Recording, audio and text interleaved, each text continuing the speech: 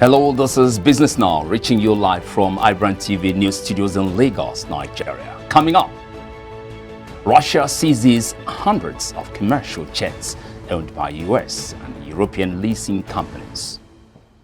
Reps orders probe of banks over excessive illegal charges. Federal government halts 600 billion naira electricity subsidy, raises power tariff hike. U.S. Central Bank raises interest rates for the first time since 2018.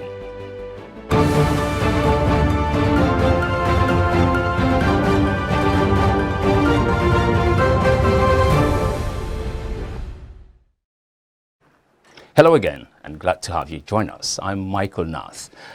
We begin Business Now from Russia, looking at the impact of the ongoing crisis on the state of the economy and business activities across the globe. Hong Kong led strong gains in Asian stock markets on Thursday, buoyed by signs of progress in peace talks between Russia and Ukraine and by expectations of more support for China's wobbly economy. Pan-European stock futures also looked set for a firmer open, pointing 0.21% higher. U.S. stock futures indicated a slightly lower restart, but followed a 2.2% surge for the S&P 500 overnight. Investors took in stride the long-expected start of monetary tightening in the United States. Treasury yields eased a little after spiking to nearly three-year highs overnight, with shorter-end yields rising more to flatten the curve after the Fed on Wednesday raised the policy rate for the first time since 2018. The Fed increased rates by a quarter point as expected and telegraphed equivalent hikes at every meeting for the remainder of this year to aggressively curb inflation. Now, Russia is seizing hundreds of commercial jets owned by US and European leasing companies, a further sign of the challenges the country's airline industry faces due to sanctions following its invasion of Ukraine. President Vladimir Putin signed a law Monday as part of the government's anti-sanction measures that will allow Russian airlines to register planes leased from foreign companies in Russia, where they will be issued local certificates of airworthiness, according to a statement from the Kremlin. The bill will make it possible for Russian airlines to keep their foreign leased aircraft and operate the planes on domestic routes, while making it harder for foreign companies to reclaim their jets without Russian government approval. US and European sanctions imposed on Russia require leasing companies to repossess all planes they leased to Russian airlines by the end of the month. Now, Russia could soon be forced to curtail crude oil production by 30%, subjecting the global economy to the biggest supply crisis in decades, and that is unless Saudi Arabia and other major energy exporters start pumping more. The world's second largest crude oil exporter could be forced to limit output by 3 million barrels per day in April, and the International Energy Agency warned on Wednesday, as major oil companies, trading houses and shipping companies shun its exports and demand in Russia's slums. Russia was pumping about 10 million barrels of crude per day and exporting about half of that before it invaded Ukraine. Now, the House of Representatives on Wednesday mandated its Committee on Banking and Currency to investigate the alleged excessive charges on bank transactions imposed by commercial banks in the country. The committee is to report back to the House within 4 weeks for further legislative action. This is based on the motion moved by a member of the House, Sergius Ogun, titled "Need to Investigate the Imposition of Excessive Charges on Bank Transactions on Deposit, Money Banks in Nigeria." Moving the motion that was unanimously adopted by the lawmakers, Ogun noted that Section 88, subsection 1 and 2 of the Constitution empowers the National Assembly to conduct investigations into the activities of any authority executing or administering laws made by the National Assembly. According to Ogun, most of the DMBs in the country impose excessive and non-statutory charges on varying bank transactions carried out by customers.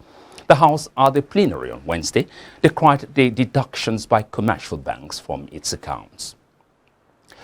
Now, the Nigerian Electricity Regulatory Commission on Wednesday declared that subsidy on power amounting to about 600 billion naira during some periods had now been stopped by the federal government. It also revealed that electricity tariffs were raised in February this year and was quick to, however, state that the tariff payable by some customers in the franchise area of one of the distribution companies was reduced.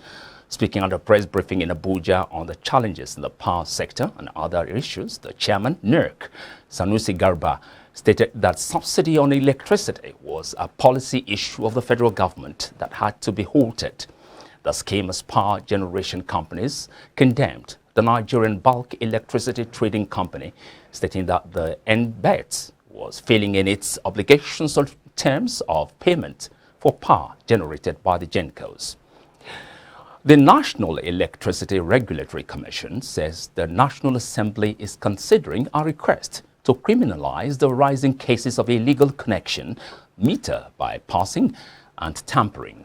Speaking at the Discos and Customers Care Forum in Benin, Edo State on Wednesday, NERC's Commissioner for Consumer Affairs, Aisha Mohammed, said the mandate of the NERC is to protect the interests of the public and resolve complaints, as well as investigate complex issues with a view to finding lasting solutions to them. She said the Commission developed the Meter Asset Provider and National Mass Metering Regulation to effectively close the metering gap, enhance revenue assurance, eliminate estimated billing, and attract private investment in metering. Mohammed added that NERC is out to let consumers know their rights and obligations within the sector. Now, the British High Commission in Nigeria has responded to media claims of temporary suspension of priority visas for students, with a focus now on applications made under the Ukraine Family Scheme. This was disclosed in a statement by the UK Embassy in Nigeria, as it stated that the visa application centers are still open in Nigeria. It added that the temporary visa suspension only applies to added value priority and super priority visa services. The British High Commission said that it is aware of reports circulating in the Nigerian media and online that the UK has suspended student, work and family visas for Nigerian applicants. Now, for the past 2 weeks, airlines operating in Nigeria have faced difficulty in obtaining aviation fuel, otherwise known as Jet A1, at the right price and in the quantity demanded. The hardest hit are domestic carriers. On Monday, members of the airline operators of Nigeria said they had only 3 more days to fly because of the rising costs as well as scarcity of aviation fuel. Now, to shed more light on this development, I'm joined by Tayo Ojuri, the Chief Executive Officer, Aglo Aviation Support Services Limited. You're very welcome to the program. It's my pleasure. Thanks for having me here. Yeah. Now, as one of the world's largest producers of oil, and as it is often said, that aviation fuel is in excess supply in Nigeria, should one have expected scarcity of fuel? Thank you. It's a good question. What we see is we're one of the largest producers of fuel. That's a given. However, we still have to export our fuels and derivatives of fuel, which is the crude, which is Jet A1, is still being imported into Nigeria. What makes it actually very different for us is Jet A1 is deregulated, just like diesel. So with the deregulation, it actually is open to the fluctuation and the volatility in forex, the forex prices and the challenges of obtaining forex at this point. So what we're experiencing at this point is the fact that, one, there's no forex to actually purchase to imports, and then that's now encompassed with the challenge of the Russia-Ukraine war, because that's actually making the production and the refining value and the volume limited and being able to import it into Nigeria.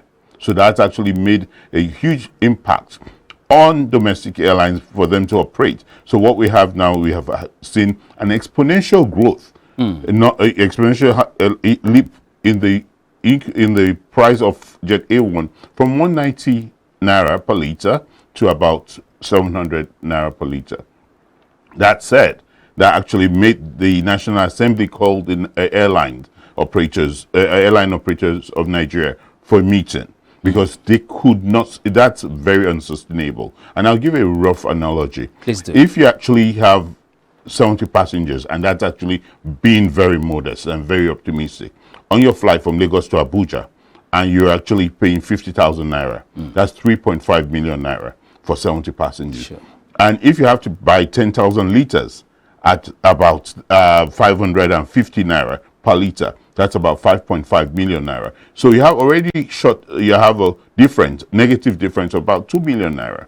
And that's actually putting the operators in a very precarious position. Sure. So that's what has actually made the airlines cry out and say, literally, if this continues at this rate, they're unable to actually survive, and you find airlines in reality could die and shut down in the next few days. Now, like you rightly stated, the price of Jet A1 shot up from, just within 2 weeks, shot up from about 190 naira to around 700 naira in just a space of 2 weeks. Now, the airline operators have alleged that this arbitrary increase was caused by the marketers. Yes. Do you hold this view? Yes, I do, because the marketers are they're the players in that field and that ecosystem. So what they've done is they've actually said we're trying to take advantage of the system, and this was actually why you hold that view is at the National Assembly, the group director of the national NNPC, Melikari, did say we have 19 marketers with 88 million barrels, 88 million metric tons of Jet A1. So that suffice that to say that we actually had availability in country for 34 days. So if we have availability of this within for 34 days, why is the price? And this actually has been in stock prior to the price hike. So this Jet A1 is being hoarded. That's just the right. Wow. So with that being said, like I said earlier, they are trying to actually take advantage of that opportunity because, in fairness to them, after selling, you don't know when you go to the market how much are you going to source your forex because they're not able to get forex or at central bank rates. And even if they're able to get, how much of that is available for them? So to be fair to them and to be objective in our analysis, let's see that when they go to the market, are they able to get forex to go and buy and restock Jet A1? And what makes it actually very challenging for the operations of the domestic airlines as well is the fact that the marketers enforce the airlines to cash and carry basis. So it actually put them in a very, very tough position because for them, you are already buying at an excruciating high price with a cash and carry basis because the airline business has a very thin margin. With that cash and carry basis, it leaves them with no other choice to buy fuel and leave the other services hanging at the detriment of the sustainability of the airline. Now, what are the regulatory agencies doing to check this arbitrary increase in the price? At the National Assembly, we have the Director General of the Nigerian Civil Aviation Authority. It was actually on hand, and he did emphasize that yes, from the safety perspective, they were looking at actually shutting down the airlines if this continued, because he didn't see how it added up. Or how you would add up buying fuel at that price and being able to safely operate the airline. So that actually made all the parties after that meeting have a post-meeting, which the marketers, the Civil Aviation Authority regulators were there. And at that meeting, they actually agreed to a fixed model price because this GMD had mentioned that the landing cost of the Jet A1 was 480 naira. So if your landing cost into Lagos is 480 naira, you have to factor the logistics of moving this, and it actually puts it on a higher rate. But at that meeting, they agreed to 500 naira per liter. Thereafter, the day after, none of the domestic airlines were able or was able to buy at 500 per liter. So what we're now dealing with is we're still at the table negotiating and talking with all parties involved so that there's a middle ground of a fixed rate or an acceptable rate that is good for the operation and sustainability of domestic airlines. Okay. So hopefully this would help help with the survival of the airlines and ensure that yes, it's increased, but how would we recoup the cost of operations? Okay. Now, the issue of national carrier has been in the front burner for quite some time now. Tell us what we should know about it. Well, it's as at the last time with the according to the federal government, they had actually said they were going to start in April. April 2022. 2022. Thank you for ensuring you emphasize 2022. Yeah. Yes, but I'm of the school of thought. My opinion, I don't believe in first having a national carrier. I believe in having a flag carrier and having an enduring environment for private companies to operate and being given the bilateral agreement to fly across different parts of the world. That's my opinion, and that's where I believe. I believe the government should focus on security, infrastructure, and education. So yes, the model that for which this airline is being brought up is a 5% of government's asset involvement and 95% of a capital investor. But at this time, and with the challenges of COVID that we've just started emerged out of in the last 2 years, I don't see the investor or any reputable investor coming into Nigeria with the challenges and with hindsight of the challenges we've had in Nigeria, coming with the 95% of investing in a national carrier. Especially in addition to that, we are going to the tail end of this administration. So all that culminated together, I still feel the national carrier will be a moribund project, in my opinion. Wow. I mean, might not go live till when this administration ends. Wow. So it has no end. It might, on paper, it's there, but I don't see them flying because to actually fly, it's not just on paper. To fly, it takes a lot of coordinated processes. It takes from getting all the aircraft to getting the training, to getting all the simulations done, to getting all your regulatory documents done. And then you have the culture, and then you look at the sales part of it. Because I would ask you, would you just use your hard-earned money to actually buy a flight of an unknown airline? No. So that's where it's actually the rubber meets the road, and we have to ensure that these things are all done and properly done. People say it's some other school of thought say it's a form of national pride.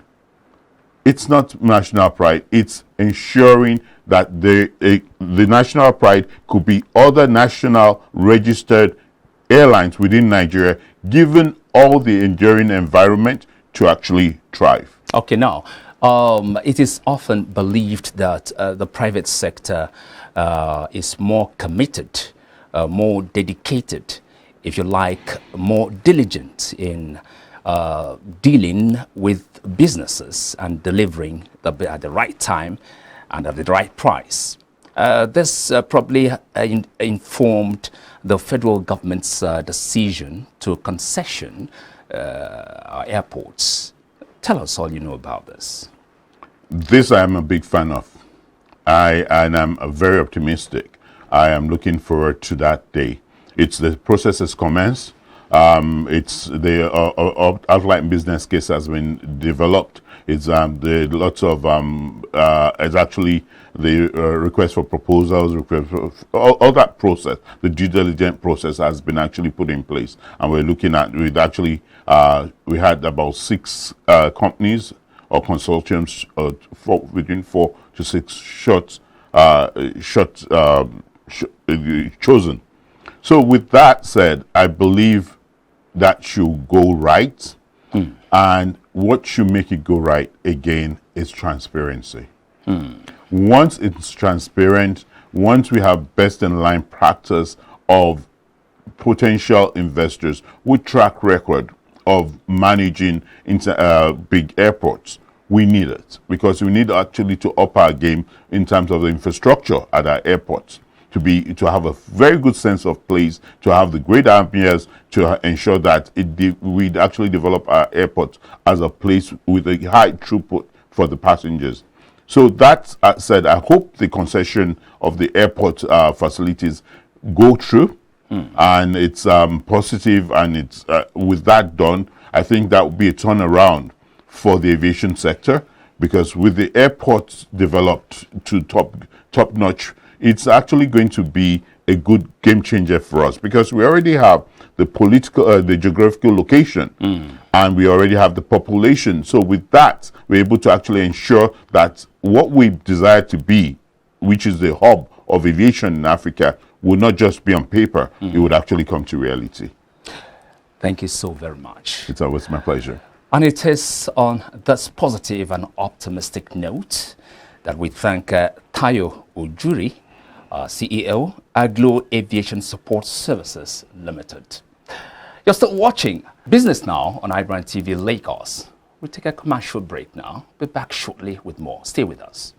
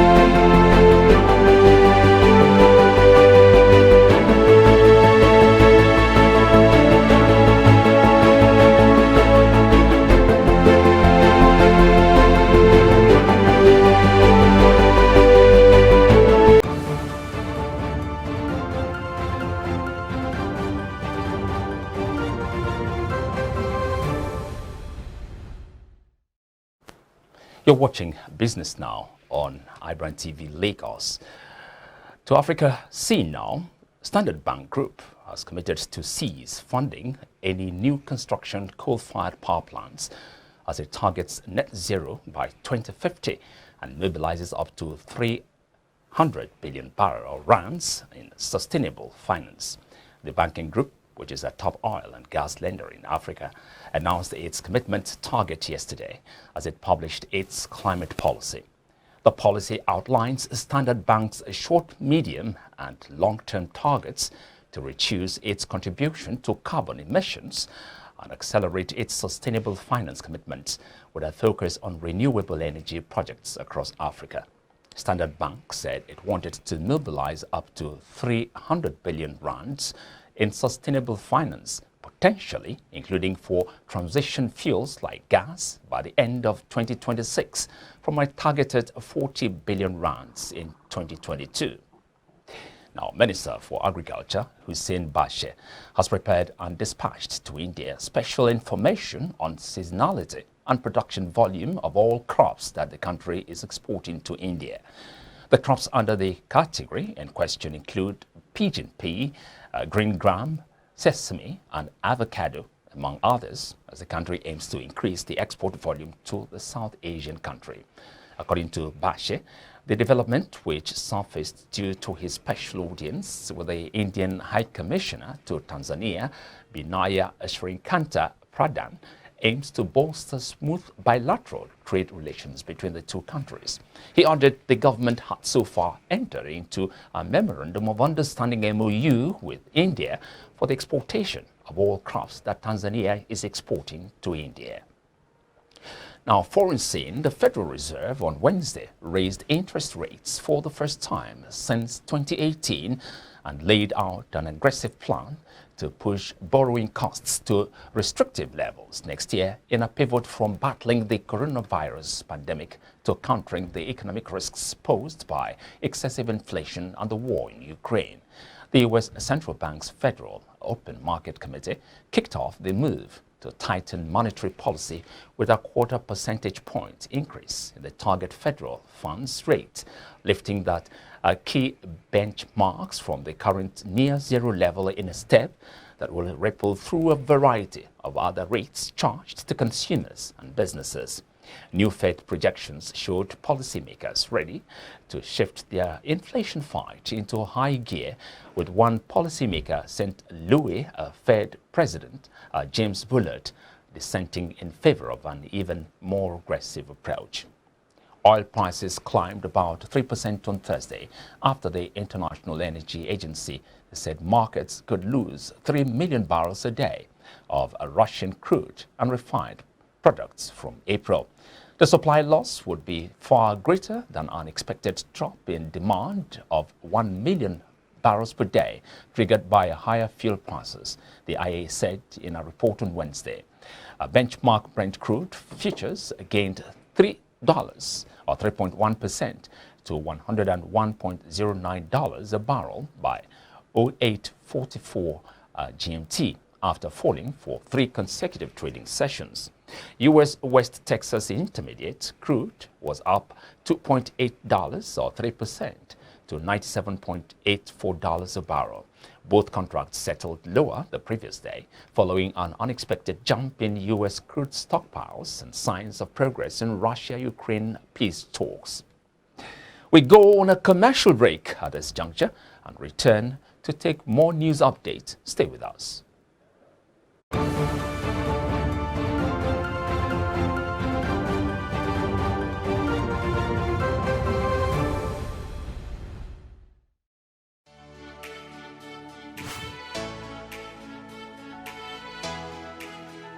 Most people don't understand the magic of the perfect skin, the allure of a well-pampered skin.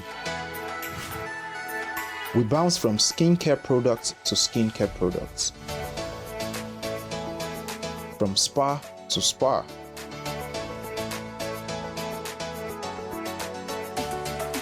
Looking for that ideal solution.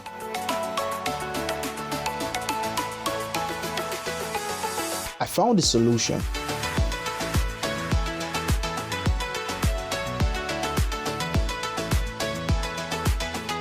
and it's Blemiville Skincare and Spa. My name is Neil, and I'm proud to be a part of the Blemiville family.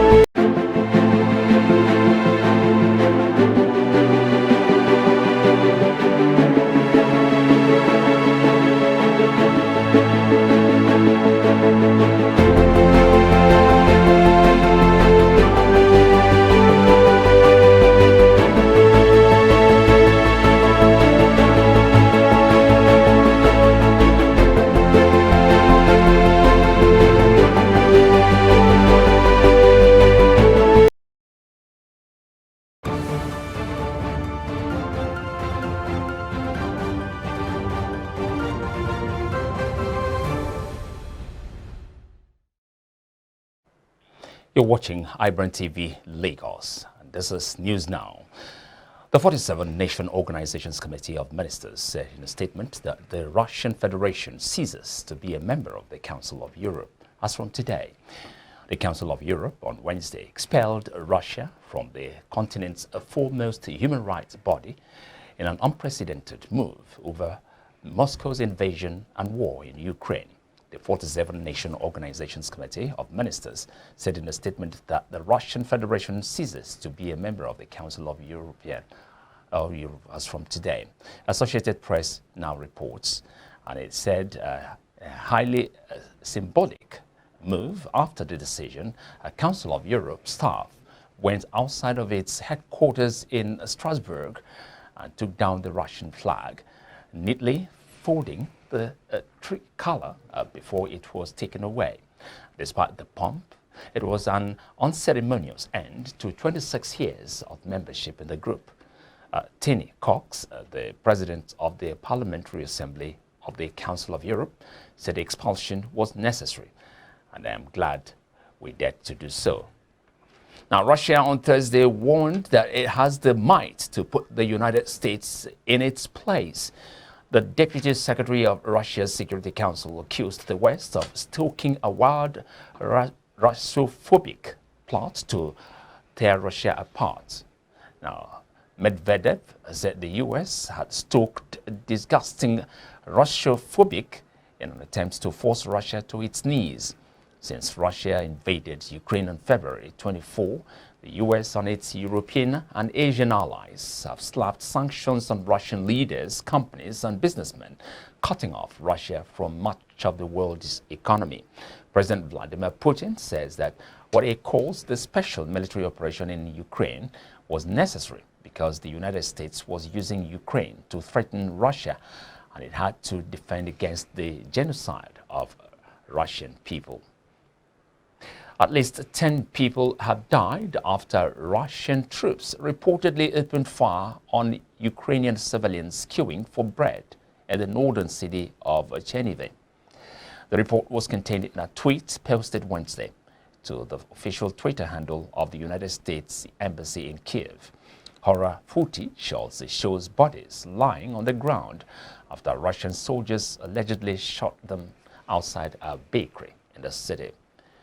Professor Chukwuma Soludo was on Thursday morning sworn in as the governor of Anambra State. Former Governor Peter Obi, Bianca Ojukwu, and other dignitaries were present for the brief ceremony.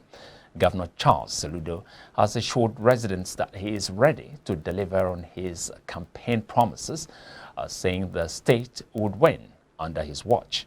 Soludo gave the assurance while delivering his inaugural speech on Thursday. Soludo had minutes earlier taken his oath of office. Soludo came into the inauguration venue in the company of his wife, Mrs. Nonye, while his deputy, Dr. Onyeka Ibezim, also arrived with his wife. Some commercial bus drivers this morning protested in Edo State over alleged extortion and molestation by officials of transport unions trying to enforce relocation of parks around King Square to the Central Park Terminal. The protesting drivers at the Forestry and Mission roads parked their buses, leaving passengers stranded. The situation was the same at Wire Road as the drivers blocked the road at Ibue and Wire Road. The protesting drivers also blocked Usele, Lagos Road, forcing motorists to take alternative routes. A spokesperson of the drivers said they were asked to pay between 1,000 and 3,000 naira per bus or relocate to the Central Park, which they say cannot accommodate all buses. Some stranded passengers had to walk long distances to their destinations. Reacting, Chairman RTN and ANU RTW debunked the allegation of extortion, saying the task force to enforce relocation of commercial vehicles to the Central Park was doing its job. Our former governor of Lagos State and presidential aspirant of the All Progressives Congress, Bola Ahmed Tinubu, is seeking the support of the Senate caucus of the All Progressives Congress to secure the highest seat in the country.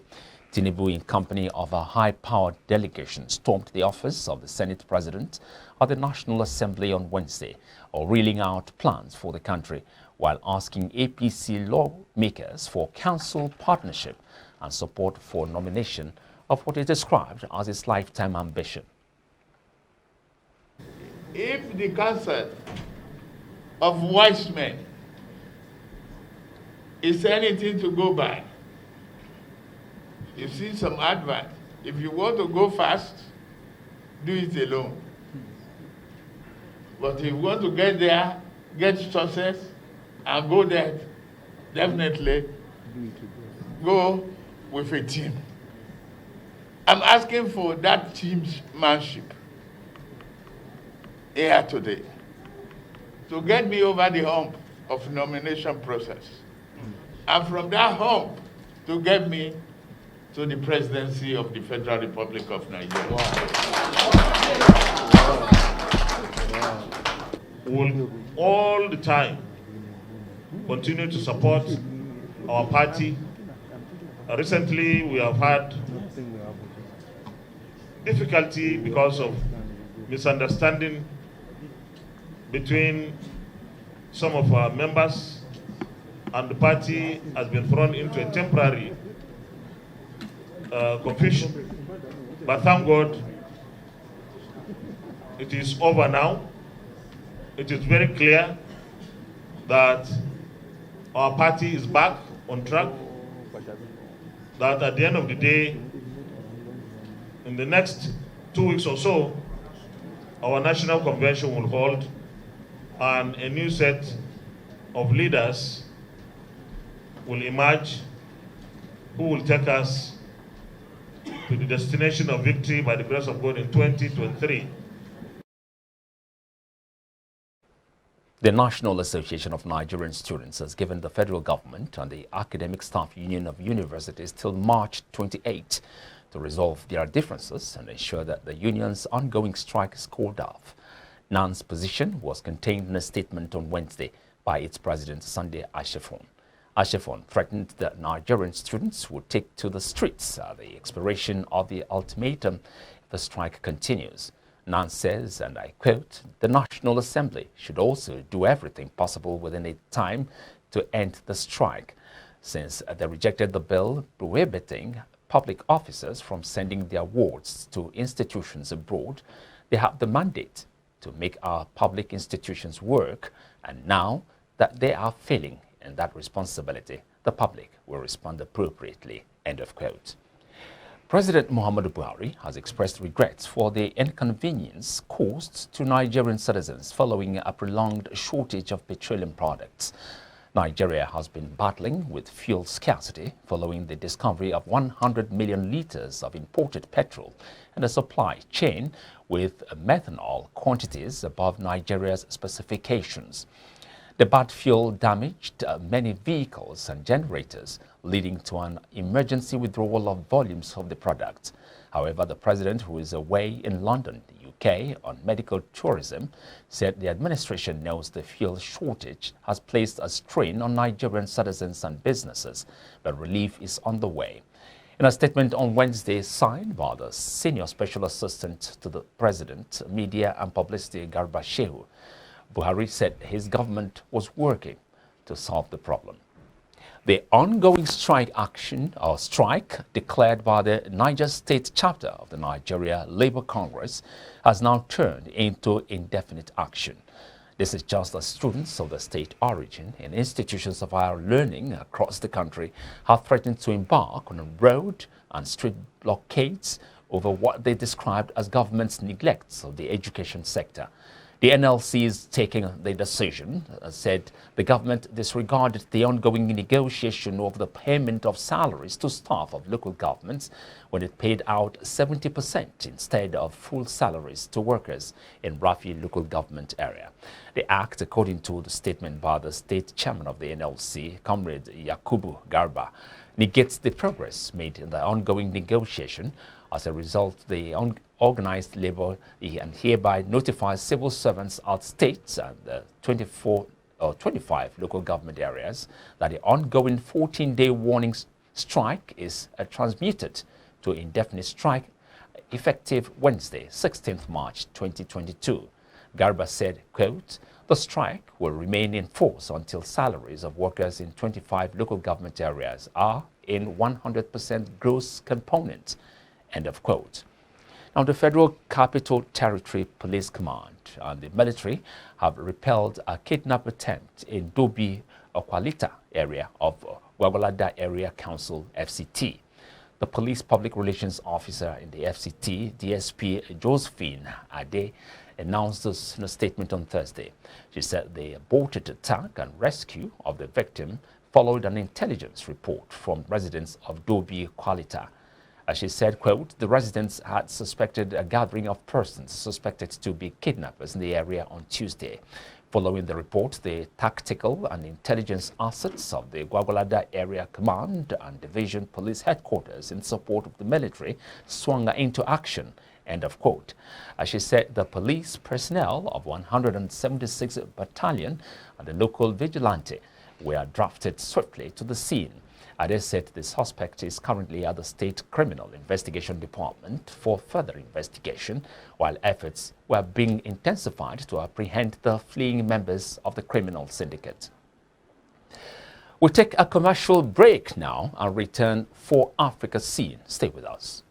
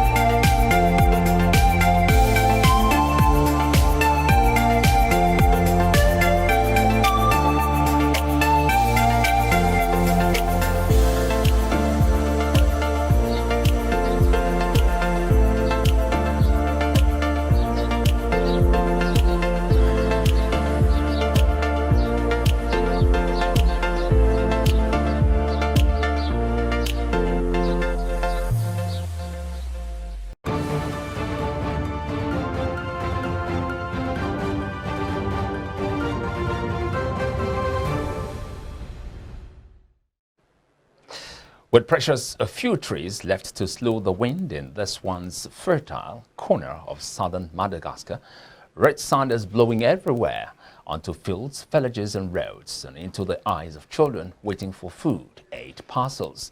4 years of drought, the worst in decades, along with deforestation caused by people burning or cutting down trees to make charcoal or to open up land for farming, have transformed the area into a dust bowl. More than 1 million people in southern Madagascar currently need food handouts from the WFP. A compromise for a waiver for intellectual property rights on vaccines against COVID has been reached between 4 major manufacturing players, the WTO says, calling for other member countries to be convinced, noting that the details of the compromise are not yet all worked out. World Trade Organization Chief Ngozi Okonjo-Iweala on Wednesday highlighted the decisive progress made by the European Union, the United States, India and South Africa on a waiver to the agreement on trade-related aspects of intellectual property rights for the production of COVID-19 vaccines. A few hours earlier, Adam Hodge, a spokesman for the U.S. Trade Representative, had announced a compromise paving the way to a concrete and significant result. Foreign scene now. The United Arab Emirates is keen to cooperate with Russia on improving global energy security. UAE Foreign Minister Sheikh Abdullah bin Zayed Al Nahyan said in Moscow on Thursday. Russia's invasion of Ukraine has drawn a raft of Western sanctions and disrupted global energy markets, putting a spotlight on Gulf energy exporters such as the UAE and Saudi Arabia as consumers look for supplies to replace Russian oil. OPEC producers, Saudi Arabia and the UAE, have so far resisted U.S. pleas to use their spare production capacity to help contain oil prices, saying they are committed to an output pact under the OPEC alliance, which includes Russia. Now, Russian forces in Ukraine are blasting cities and killing civilians, but no longer making progress on the ground. Western countries said on Thursday, as a war Moscow was thought to have hoped to win within days entered its 4th week. Local officials said rescuers in the besieged southern port of Mariupol were combing the rubble of a theater where women and children had been sheltering, bombed by Russian forces the previous day. Mariupol has suffered the worst humanitarian catastrophe of the war, with hundreds of thousands of civilians trapped in basements with no food, water or power for weeks. Russian forces have begun letting some people out in private cars this week, but have blocked aid convoys from reaching the city. A powerful earthquake off Japan's northeast coast left thousands of homes without water and power on Thursday and forced factories to suspend operations, adding to supply chain woes for makers of smartphones, electronics and automobiles worldwide. The magnitude 7.4 tremor struck just before midnight on Wednesday east of the Fukushima prefecture, the same area that suffered Japan's biggest quake 11 years ago. At least 2 people died and 161 were injured in the latest quake, according to government spokesman Hirokazu Matsuno, whereas thousands perished in the 2011 disaster when a magnitude 9.1 magnitude quake also triggered a tsunami and caused a meltdown at a nuclear power plant. There were no abnormalities reported at any nuclear power plants this time, though authorities said a fire alarm had been triggered at a turbine building at the plant crippled in 2011. Coming up next is entertainment news.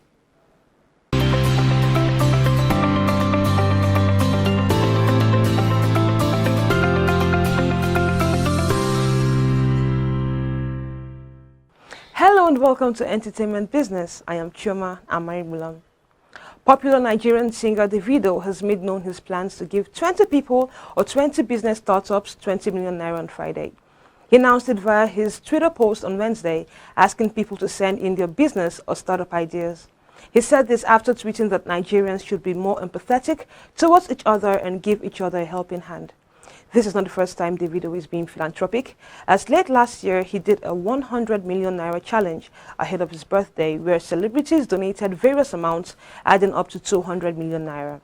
He added 50 million naira and gave it all the way to orphanages across Nigeria. So if you have a business idea or you need funding for your business, jump on this opportunity. And away from that to the foreign scene, Netflix has started its crackdown on those who share their passwords with family and friends. It announced in a blog post that it's beginning to test a new add-on feature for customers that allow people easily and securely share the password with people outside of their house, but it would cost more. The test will begin in Chile at 2,380 Chilean peso, in Costa Rica at $2.99 US, and Peru at 7.9 sol. This will averagely be 1,116 naira if brought to Nigeria. Director of Product Innovation at Netflix, Chengi Long, wrote in a blog post, and I quote, "We recognize that people have many entertainment choices, so we want to ensure any new features are flexible and useful for members whose subscriptions fund all our great TV and films. We'll be working to understand the utility of these two features for members in these 3 countries before making changes anywhere else in the world. In those 3 markets, Netflix will notify subscribers who share their accounts outside their household about this new option. A member may be prompted to verify their account only if a device outside of the household logs into the account. From there, the user might be asked to verify the login by sending a verification.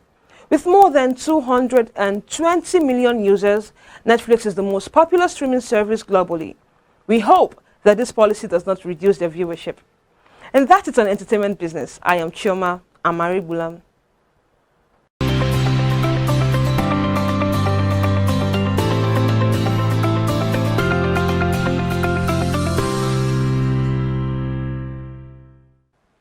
Up next is sport news.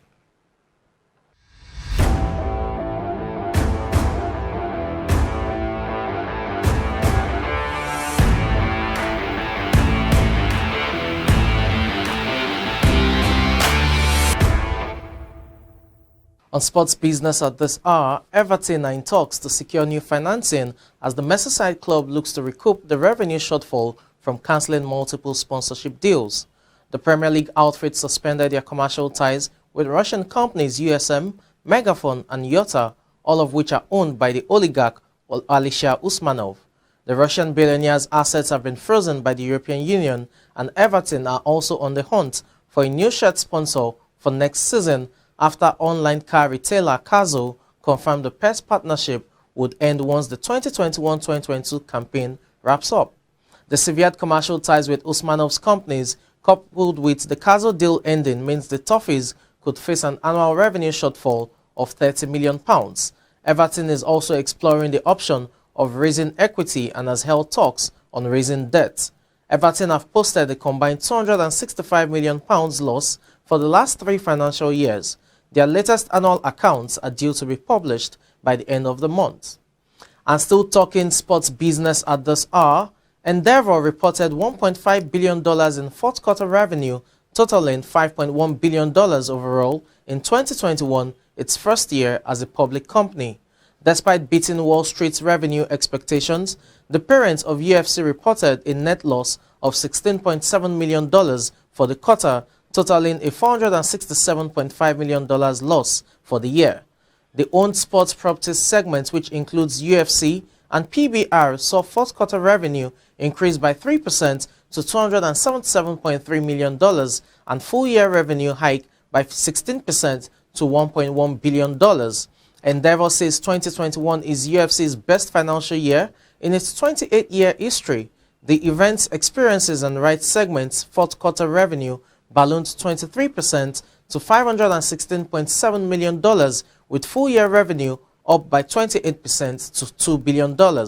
Endeavour's representation segment, which includes WME Talent, saw revenue increase 161% during the quarter to $717.9 million and 100% to $2 billion for the year.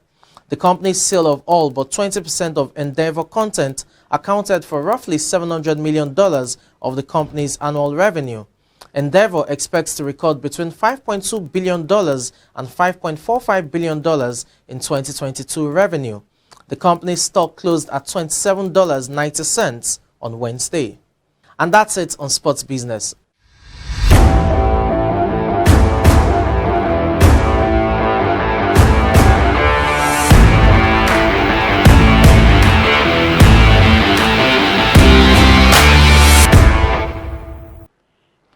And it's a wrap on the news from iBrandTV studios in Lagos. I'm Michael Nath. Bye for now.